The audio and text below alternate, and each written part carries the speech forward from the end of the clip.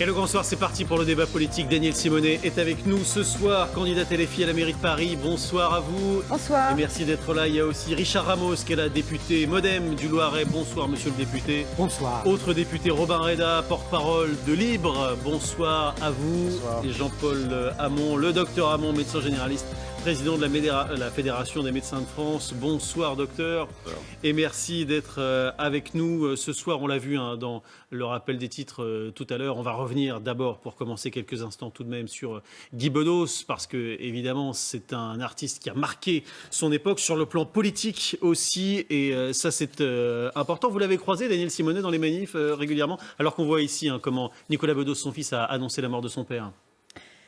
Oui, Guy Bedos était un très grand artiste, mais aussi un très grand humaniste, un militant. Il était très fréquemment dans les manifestations des sans-papiers, des sans-abri. Ouais. Il était aussi engagé avec l'association pour le droit de mourir dans la dignité. Ouais. Et puis moi, j'ai un souvenir aussi de lui au rassemblement en 2017, en mars 2017, place de la République, dans le cadre de la campagne présidentielle de Jean-Luc Mélenchon.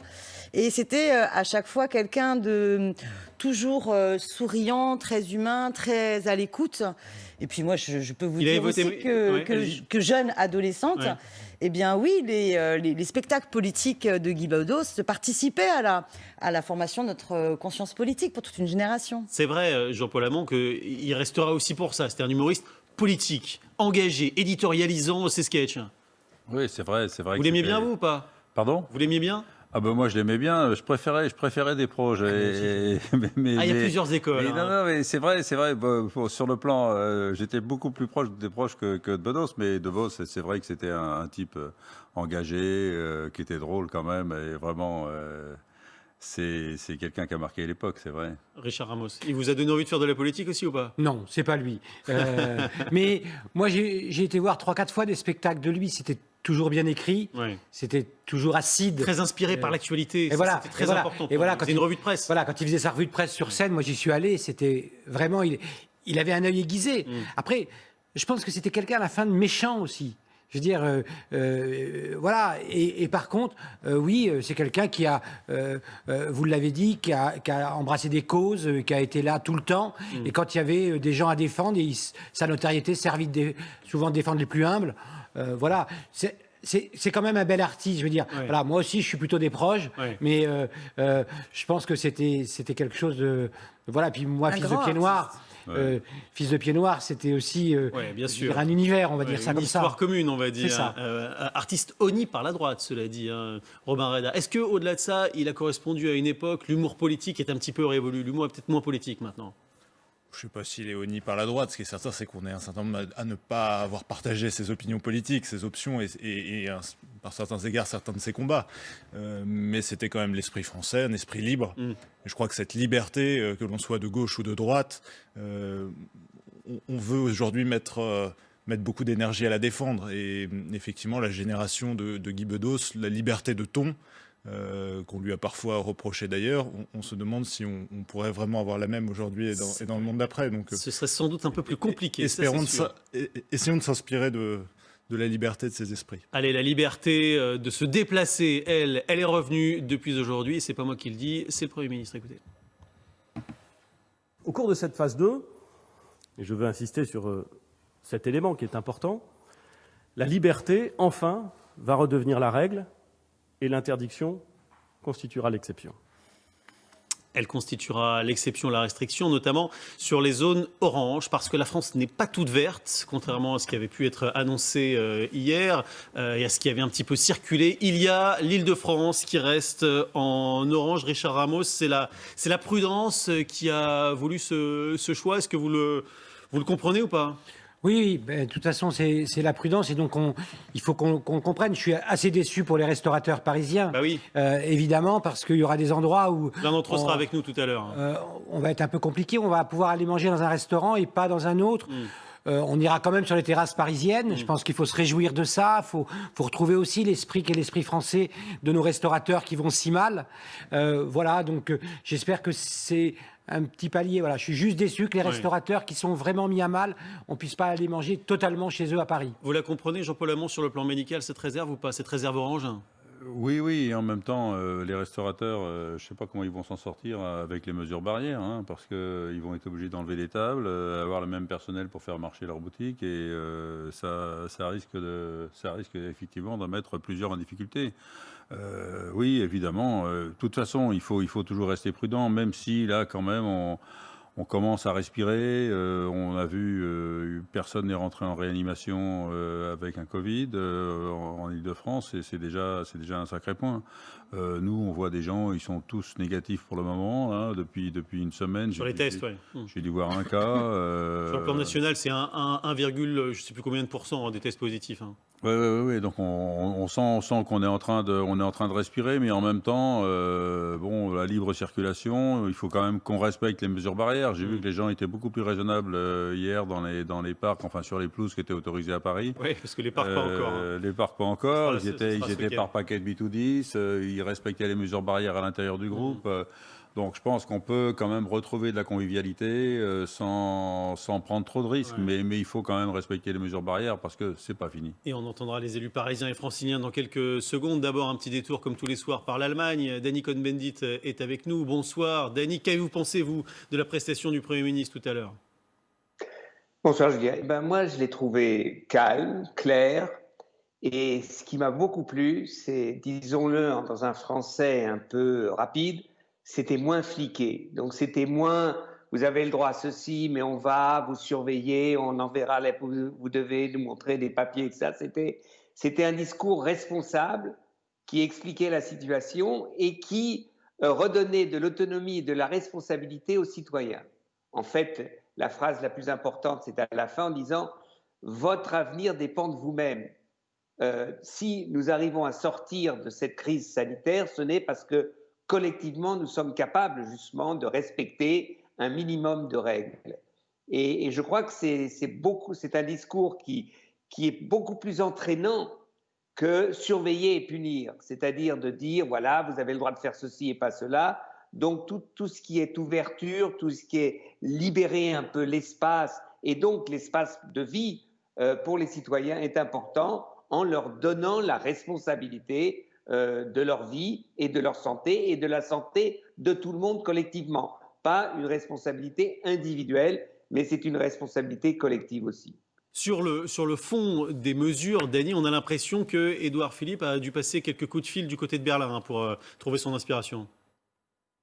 Non, oui, enfin, c'est vrai que j'avais expliqué il y a quelques semaines qu'en Allemagne, ils avaient fait une carte par canton, et donc ils avaient dit si dans un canton l'épidémie augmente de plus de 50 personnes en une semaine, eh bien il y a une ligne orange qui est dépassée. Il faudra revoir un peu les déconfinements. Et un peu, c'est exactement le même système qu'on a adopté en France maintenant aujourd'hui, c'est-à-dire ces paramètres, dont un des paramètres, c'est 50 contaminations en 7 jours dans ça va être sûrement un département, eh bien, c'est une ligne orange, c'est un avertissement.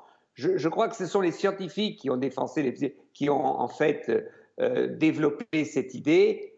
C'est d'ailleurs des scientifiques internationaux. Et je crois que c'est juste parce que ça permet de réagir au cluster. C'est-à-dire, dès qu'il y a un foyer, on réagit, on teste tout autour, et comme ça, on maintient, enfin, on isole l'épidémie de ce cluster, et la vie peut continuer pour les autres. Merci beaucoup, Danny Cohn-Bendit, tous les soirs depuis l'Allemagne. Votre regard, son ordonnance, vous la retrouvez évidemment dans Le Grand Soir. On va écouter Édouard Philippe sur justement la zone orange et cette prudence sur le déconfinement. Nous allons surveiller avec une vigilance particulière les départements d'Île-de-France, la Guyane et Mayotte. Dans ces départements, le virus circule un peu plus qu'ailleurs et des inquiétudes spécifiques demeurent donc. Le ministre de la Santé y reviendra. Dans ces départements, que nous allons qualifier de départements orange, le déconfinement sera, dans les 3 semaines qui viennent, un peu plus prudent que sur le reste du territoire. Alors vous qui êtes élu de ces fameux départements orange, l'un et l'autre, est-ce que vous regrettez cette forme de traitement défaveur pour l'Île-de-France, Daniel Simonet? Non, moi, ce que je retiens de l'intervention du Premier ministre, c'est que la démocratie, elle reste confinée. Parce qu'on n'a toujours pas le droit de se réunir à plus de 10, alors que dans le même temps, on va réouvrir, et c'est heureux, les salles de spectacle, les salles de théâtre, par exemple. Donc là, je trouve qu'il y a manifestement une contradiction. Est-ce que la Uniquement dans les zones démocratie, vertes, je précise. est-ce que la démocratie sera la dernière chose que ce gouvernement va déconfiner? Donc vous voulez dire qu'il n'y aura On voit pas de bien meeting pour la campagne? que c'est ça ce que vous voulez dire? gouvernement, de toute façon, mais il n'y a pas que cela. En ce moment, il y a une forte colère. Hein. Vous parlez de la France rouge, la France verte. La vérité, c'est qu'on est vert de rage, rouge de colère. Hein, parce que la situation, à la fois des atteintes à nos libertés, la crise sociale, l'incompétence de ce gouvernement à nous protéger pendant toute la crise et aujourd'hui, parce que ce gouvernement n'a toujours pas été capable de donner accès à des masques gratuits à l'ensemble de la population, et qu'on voit bien que sa gestion a été catastrophique. La particularité parisienne ne vous inspire pas spécialement? Alors, sur la particularité parisienne, oui. il faut être très vigilant et très prudent. Parce que la densité de l'Île-de-France nous rend beaucoup plus vulnérables par rapport aux pandémies. Donc, il faut toujours de la prudence et à chaque fois bien respecter les gestes barrières. Mais il faut aussi prendre en compte qu'il y a une situation aussi de grande détresse sociale. Et il n'en a pas dit un mot.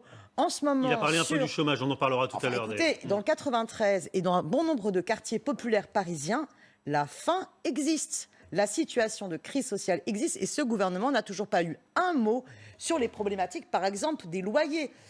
Nombre de familles n'arrivent plus à arbitrer entre remplir le frigo ou payer le loyer. Alors, ce n'était pas forcément le sujet du jour, c'était les mesures de déconfinement aujourd'hui. Et donc, on rappelle que les départements franciliens, même s'ils cochent les cases de la première liste de critères, restent en orange. Est-ce que Robin Reda, vous qui êtes élu de ces départements, justement, vous le regrettez, vous ?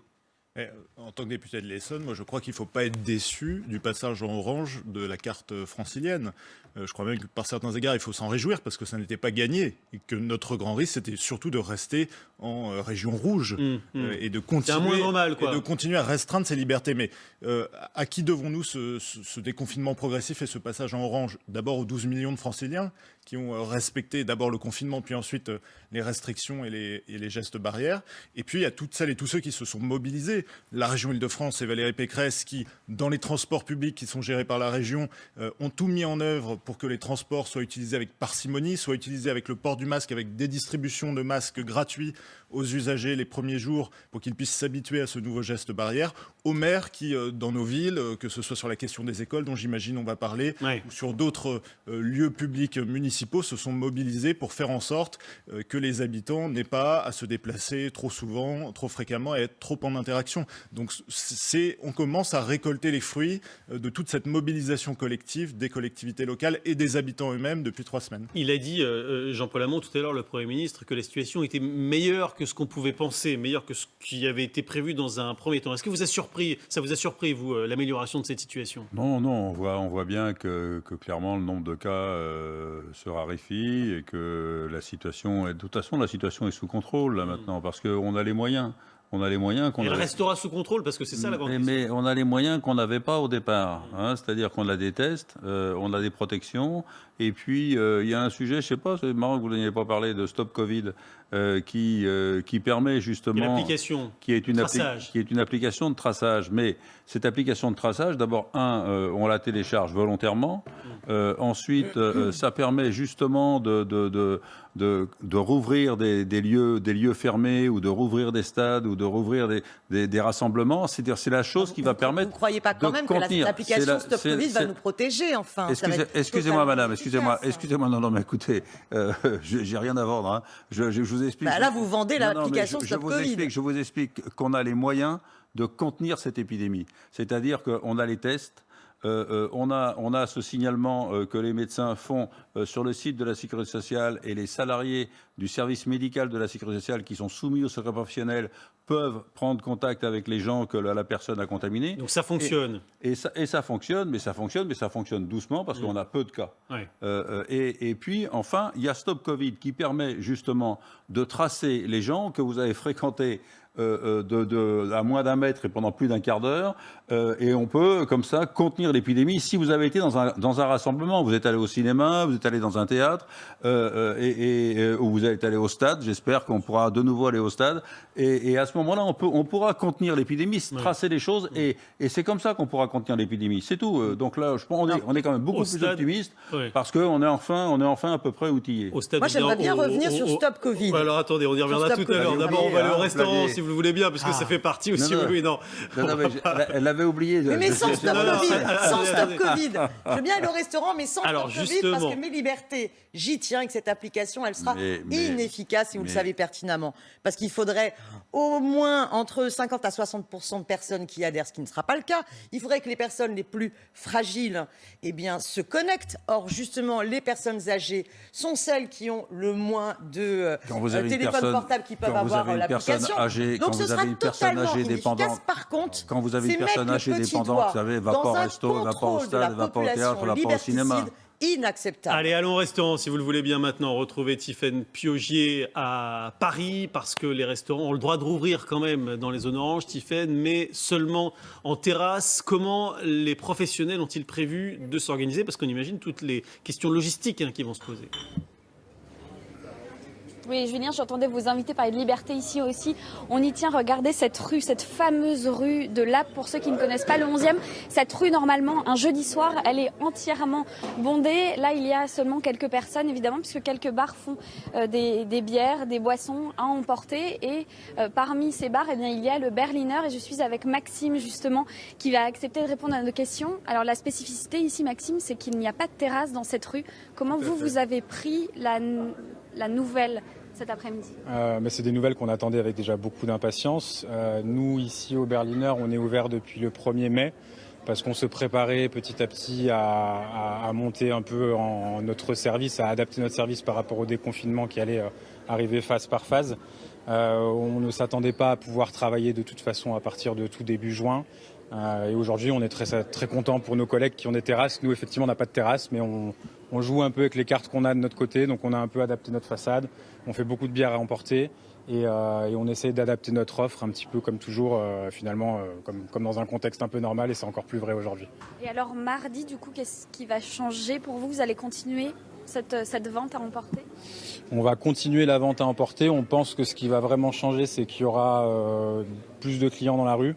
Et que du coup, tout le monde va petit à petit se rapprocher du fameux temps d'avant qu'on attend tous avec beaucoup d'impatience. Donc on pense qu'on aura plus de clients dans la rue, plus de gens qui vont sortir, qui vont reprendre des habitudes d'aller consommer dans les bars, donc principalement dans les terrasses. Et puis aussi, il y aura peut-être plus de passages. Donc on pense que globalement, l'activité va un peu augmenter, même si nous, on est toujours dans un mode très dégradé, quoi. Et alors justement, vous êtes l'un des 2 gérants du bar. Est-ce que vous allez faire revenir vos employés peut-être? Oui, c'est la question qu'on se pose. On a discuté justement tout à l'heure avec mon associé. Il est probable qu'on fasse revenir certains de nos employés parce qu'on a une autre adresse, le Berliner, qui est à Pigalle. Et du coup, lui n'est pas ouvert en vente à emporter. Donc je pense qu'on va ouvrir les deux finalement et mettre du personnel, faire revenir une partie de notre personnel et nous travailler sur la préparation de l'après. Et on vous souhaite le retour des Parisiens, évidemment. Quelques Parisiens qui sont juste derrière ma collègue, regardez. Merci beaucoup, Tiffaine. Effectivement, ils sont prêts, surtout vu la météo. Nivine Potros nous a rejoint. Évidemment, Nivine, tous les établissements n'ont pas de terrasse. On vient de le voir. Est-ce qu'on a une idée des chiffres sur les proportions de ceux qui en ont et ceux qui n'en ont pas ? Alors on a sorti la calculette pour avoir un ordre d'idée des terrasses qui pourraient éventuellement rouvrir à partir de mardi. Selon l'INSEE, en France, on compte 175 000 restaurants, dont environ 40 000 en Île-de-France. Vous allez voir la ventilation département par département dans le détail. Vous le voyez, pour Paris, on est à peu près à 18 000 restaurants. Pour les autres départements, c'est environ 22 000 restaurants. Ça représente quasiment 40 000 établissements. établissements, mais tous évidemment n'ont pas de terrasse. Alors on n'a pas de données précises sur le nombre de terrasses, mais ce qu'on sait, c'est que 37% des restaurants sont des fast-food. De ce postulat-là, on peut donc imaginer que les fast-food, c'est des ventes à emporter, ils n'ont pas de terrasse. Sur les 40 000 restaurants en Ile-de-France, si on déduit les 37% qui sont donc des fast-food, ça fait environ 25 000 établissements qui sont dotés d'une terrasse en Ile-de-France, à Paris évidemment, mais également dans les autres départements. Mais évidemment, il y a un mais, ces 25 000 établissements ne vont pas pouvoir accueillir autant de clients qu'avant sur leur terrasse. Le Premier ministre l'a rappelé tout à l'heure, il va y avoir une distanciation sociale, 1 mètre entre chaque table en terrasse, évidemment, à l'intérieur dans les zones vertes pour les restaurants qui pourront rouvrir. Ça représente 50% seulement des capacités d'accueil sur les terrasses. C'est très peu. On imagine que certains restaurateurs, eh bien, ils ne vont pas pouvoir accueillir énormément de clients. Ils vont donc probablement décider de rester fermés pour ne pas devoir payer des charges comme par exemple le salaire de leurs employés. Et pour pallier à ce problème, eh bien, plusieurs villes proposent d'étendre les terrasses sur les trottoirs ou sur la rue, notamment le soir ou le week-end. C'est le cas de Strasbourg, de Guingamp, mais également de Paris, on l'a entendu tout à l'heure.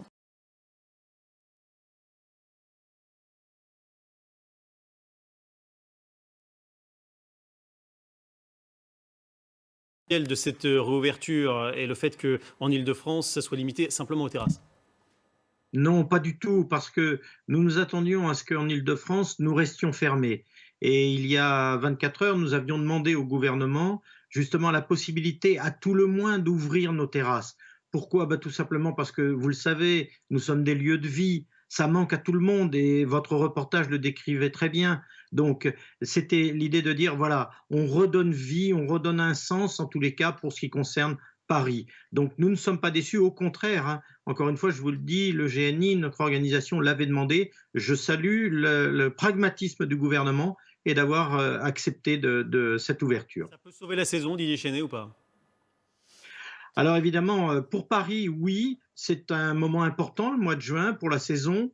Et puis, mais je n'oublie pas les autres ouvertures, c'est ça qui est important. Ce qui est important, c'est que nous allons ouvrir dans toute la France, dans tous les secteurs verts, y compris, je pense, au Grand Est, parce qu'ils ont été durement frappés et ils ont besoin. C'est une saison touristique que nous ouvrons et donc c'est très important de pouvoir l'ouvrir dès maintenant. Et ce qui est important et ce que je veux dire, c'est que nous avons proposé au gouvernement un protocole sanitaire et ce protocole sanitaire a été validé par donc le Haut Conseil de la santé publique et le Conseil de la défense. Et c'est un protocole qui est fait pour rassurer nos clients, rassurer nos salariés et de leur dire, vous pouvez venir chez nous, nous mettons tout en place pour que vous n'ayez aucune crainte et que vous puissiez passer un bon moment. Certes, avec des situations un petit peu compliquées, avec des masques, avec ces choses-là, mais nous sommes là et nous voulons absolument revivre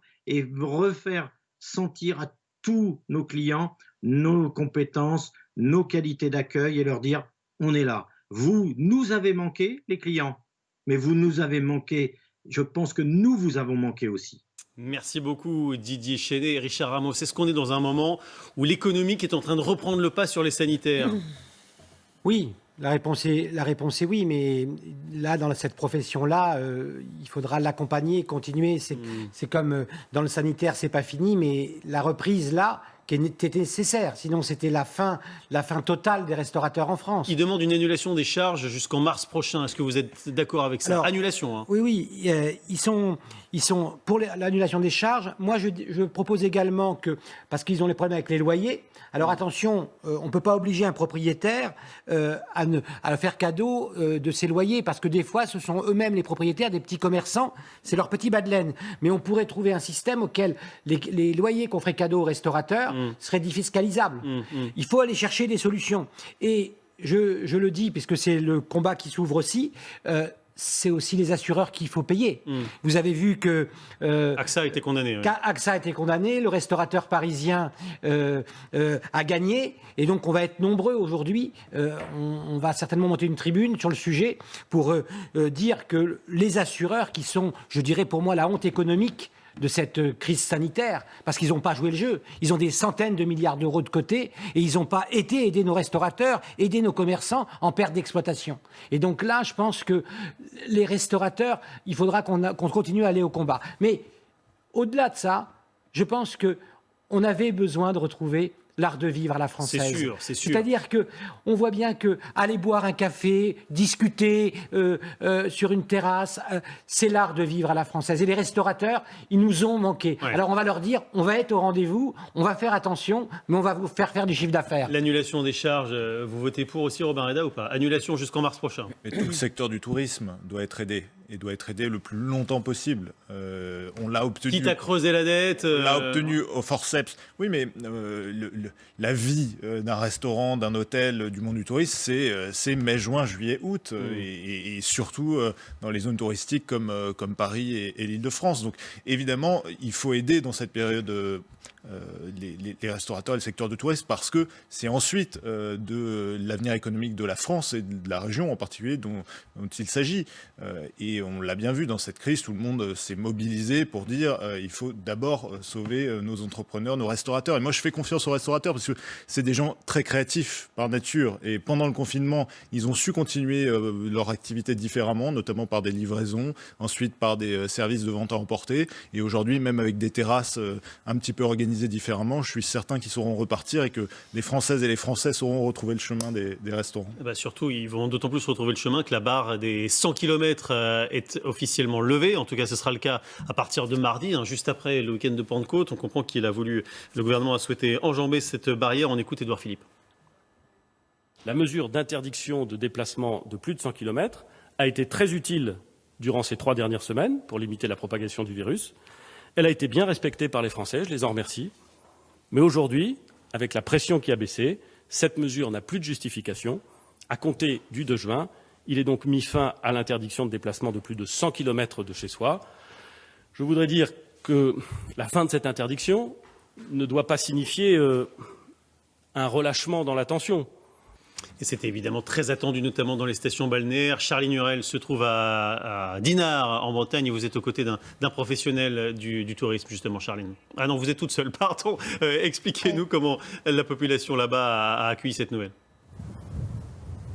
Le professionnel de tourisme viendra tout à l'heure, mais justement, ici, les professionnels de tourisme nous disaient qu'ils étaient soulagés de pouvoir enfin voir revenir les touristes, parce qu'ils vous le disaient ici, cette station balnéaire ne vit quasiment que ça en termes d'économie. Alors, certains hôtels nous disaient tout à l'heure qu'ils avaient déjà des réservations qui étaient faites pour la semaine prochaine. Et qui sont ces personnes qui réservent? Ce sont essentiellement des Franciliens qui viennent prendre un peu l'air frais après 2 mois de confinement. En revanche, il y a une chose sur laquelle ils attiraient notre attention, c'est par exemple sur cet hôtel qui est juste là, qui est un grand hôtel de cette station balnéaire.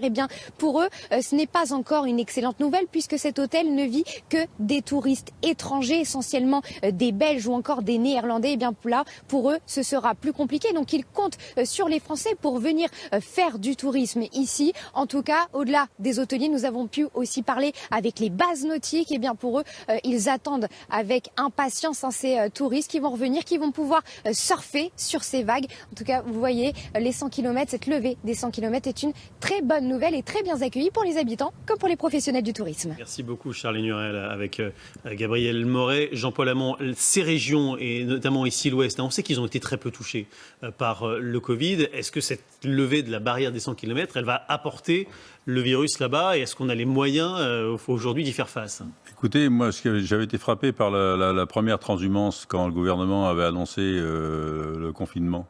Et on avait vu tous ces Parisiens qui étaient partis, qui avaient d'ailleurs été franciliens,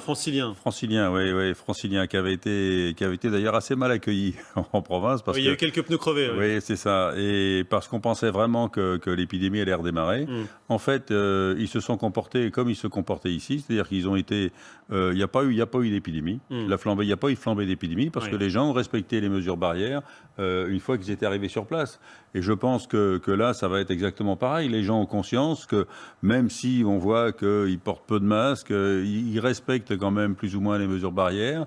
Et je pense que ça redémarrera pas. Il y aura peut-être quelques cas ici et là, mais encore une fois, s'il y en a qui redémarrent, on les confinera. On les contrôlera. Le tourisme, lui aussi, est en train de redémarrer, même si on a entendu Daniel Simonet, les étrangers, eux, ne reviendront pas. Donc ça va être très compliqué. Ça va être très compliqué, mais je pense qu'on rentre dans une période où on n'en est qu'au début de la crise sociale. Donc il va y avoir une nécessité de repenser vraiment à long terme la question de cette relance économique. Est-ce qu'enfin on en profite pour pouvoir réinterroger le sens des activités qu'il faut soutenir et relancer.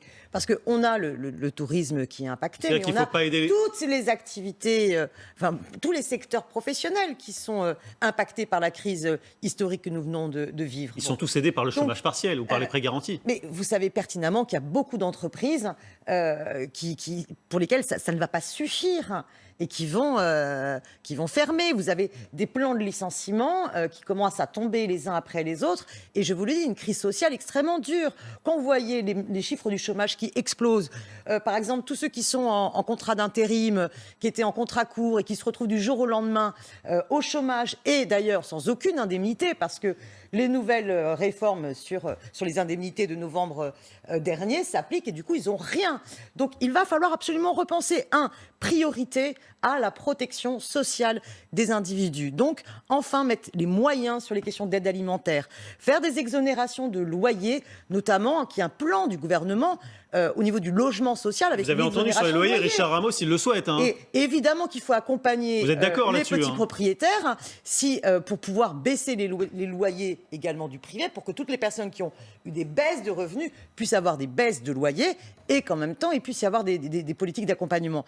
Et tout à l'heure, quand vous avez tout de suite cité la dette par rapport aux mesures que l'on pourrait prendre pour aider les petits restaurateurs. Moi, je suis beaucoup moins optimiste que vous. Je pense que beaucoup de restaurateurs, malgré leur volonté, leur déterminisme, vont devoir mettre la clé sous la porte. Vous, tout de suite, vous avez dit, oulala, mais la dette. Il faut absolument sortir de cette logique-là.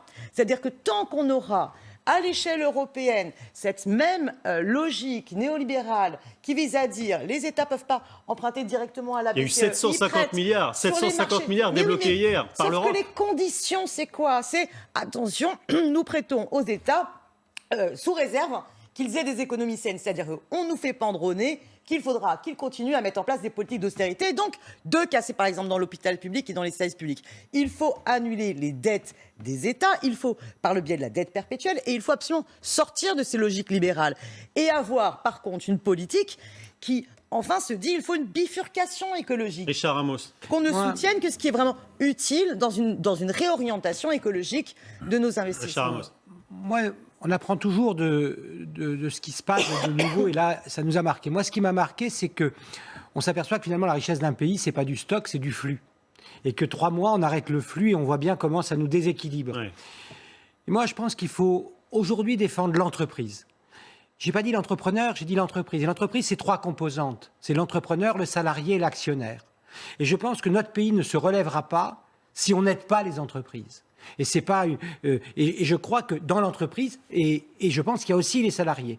Mais il y aura des endroits. Mais il y aura comment? Il y a d'abord les salariés. Il n'y a pas d'abord les salariés. Regardez, mais pardon. Renault, on fait quoi? On supprime les salariés. On supprime les emplois. Je vous ai pas coupé quand vous avez parlé. Et ils vont redistribuer 2 milliards d'euros de dividendes aux actionnaires. Je ne vous ai pas coupé quand. Pas de souci.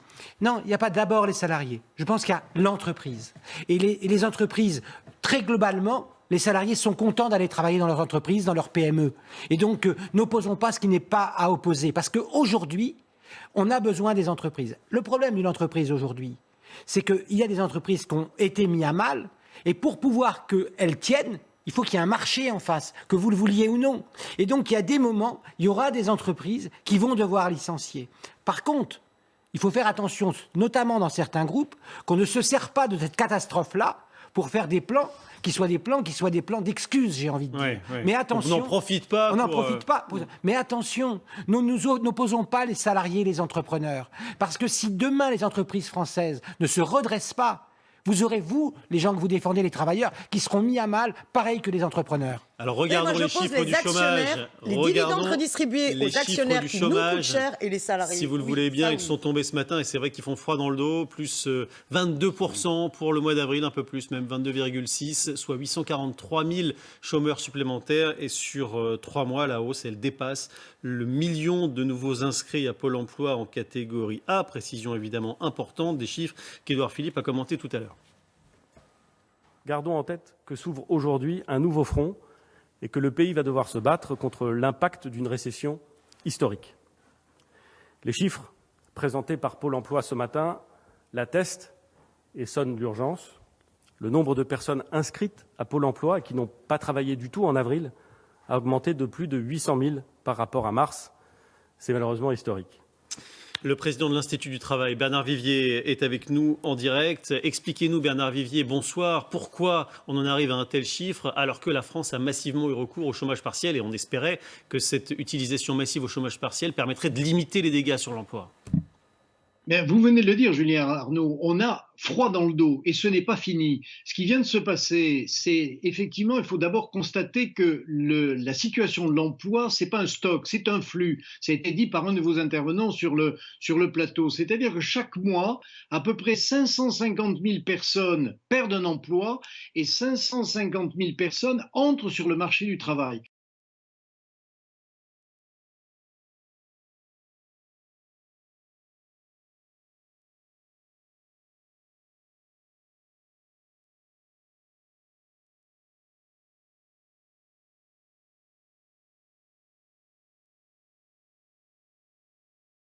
Donc nous craignons très fortement que non seulement on n'embauche pas, mais d'autres se mettent à licencier. Et se mettent à licencier parce que ce n'est pas parce que l'oxygène de l'État va devoir durer. Cet oxygène, il ne peut pas durer indéfiniment. Il faut bien que le fonctionnement de l'économie se fasse. Et là, nous allons avoir dans les semaines et les mois à venir, comme l'a dit le Premier ministre, le spectre d'une récession historique. Ça veut dire que le pire n'est pas passé, le pire est à venir? Oui, le pire est devant nous pour une raison simple, c'est que les locomotives de l'industrie ne sont pas en bon état de marche et là, il faut une action volontaire de l'État et aussi parce que nous avons une grande inconnue qui est aussi peut-être une lueur d'espoir concernant la consommation. N'oublions pas que le vrai patron d'une entreprise, c'est pas l'actionnaire, c'est pas le manager, c'est le client. Et si la consommation redémarre, nous allons atténuer ce choc de la récession. Pour l'instant, nous avons beaucoup d'épargne, une épargne considérable. Est-ce que les Français auront suffisamment confiance pour redémarrer leurs actes d'achat, un lave-linge, une voiture, un ensemble de biens, d'équipements et de services? C'est une inconnue. La récession n'est pas forcément la plus grave que nous ayons à vivre. Bernard Vivier, est-ce que les Français font pire ou mieux que les autres pays comparables? Nous avons un système de protection sociale, et c'est dit très souvent et c'est vrai, qui est un des meilleurs au monde. Nous avons un amortisseur de la crise qui est souvent aussi un ralentisseur de la reprise. Mais ne boudons pas notre système de protection sociale, il est très beau, très fort. L'effort qui a été fait en direction de 8 millions de salariés en activité partielle, ça représentait 24 milliards d'euros, c'est considérable, et ceci nous donne, par rapport à nos voisins, une garantie de cohésion sociale que n'ont pas, par exemple, nos amis et voisins et concurrents américains. Merci Bernard Vivier, vous restez avec nous parce que je voudrais tout à l'heure vous demander un mot sur un autre de nos voisins qui est l'Allemagne avec des chiffres qui sont intéressants. Robin Reda sur l'emploi. Oui, il y a deux questions fondamentales là, qui viennent d'être posées et qui me paraissent très importantes. La première, c'est la relance par la consommation. Ça veut dire que les ménages aient confiance pour retourner dépenser leur épargne dans l'économie française. Et malheureusement, ce qu'on a entendu par certains égards de certains qui appellent à une dette perpétuelle, ça fait faire aux ménages des épargnes de précaution en se disant que la dette perpétuelle, c'est les impôts à perpétuité. Non. Et donc, donc il faut que l'endettement de l'État français et de l'Union européenne ne serve qu'à la relance, ne serve qu'à relancer l'offre des entreprises et la consommation des ménages, parce que sinon, ce sera des tombereaux d'impôts demain sur les Français et ce sera un arrêt total de la consommation. C'est l'inverse, l'annulation de la dette, justement, vous arrêtez de la rembourser. Vous arrêtez de faire de la dette, elle est donnée par des créanciers et moi, je ne connais pas de créanciers lorsque je m'endette qui ne me demandent plus la dette que je leur dois. Par la BCE. Oui, c'est facile d'écrire, mais c'est plus difficile de payer. Et la deuxième chose qui est fondamentale, c'est qu'effectivement, on a aujourd'hui non seulement des personnes qui sont sorties de l'emploi, mais aussi des jeunes qui aujourd'hui ont des formations à l'arrêt et qui voient le marché de l'emploi s'éloigner pour eux alors qu'ils sont en démarrage de leur carrière professionnelle. Et donc il faut mettre le paquet sur la formation et l'emploi des jeunes et notamment alléger les charges des entrepreneurs lorsqu'ils embauchent des jeunes parce que sinon les moins de 25 ans dans ce pays vont payer les pots cassés du confinement. Est-ce que vous êtes inquiet, Jean-Paul Hamon, de voir une deuxième crise sanitaire liée à la crise sociale qui se profile ? Non, incontestablement, là, on est tous très inquiets parce que on soigne des gens, des restaurateurs, des petites entreprises qui ont fermé, qui reprennent, qui ont une activité extrêmement modérée, qui sont inquiets parce qu'ils vont pas pouvoir garder leurs salariés. Et là, moi, je regrette. Mais moi, je pense sincèrement qu'il faut pas hésiter à ouvrir la planche à billets parce que là, sinon, on va avoir une catastrophe sociale. C'est pour moi, je vois ça arriver dans mon cabinet. Je vois des tas de personnes qui sont inquiètes pour leur emploi, qui n'ont pas retravaillé.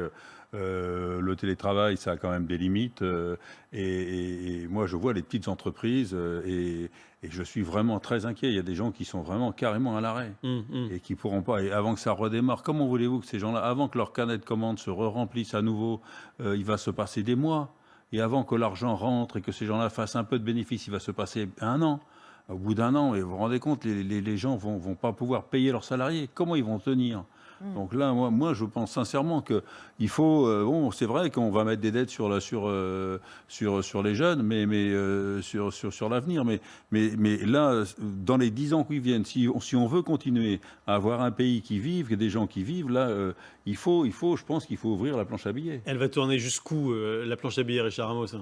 Elle va tourner jusqu'à ce qu'on rembourse à la planche à billets ce qui est du Covid. C'est-à-dire, aujourd'hui, ce qui s'est passé là doit être pris en charge par la planche à billets. Oui. Par contre, ça ne veut pas dire que ce qu'il fallait faire, c'est-à-dire un État qui est plus économe, qui fait attention, il faut l'abandonner.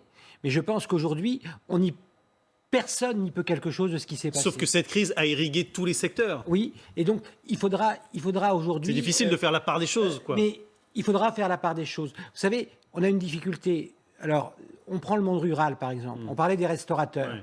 Un restaurant qui fermera dans un village, un tout petit village, il réouvrira jamais.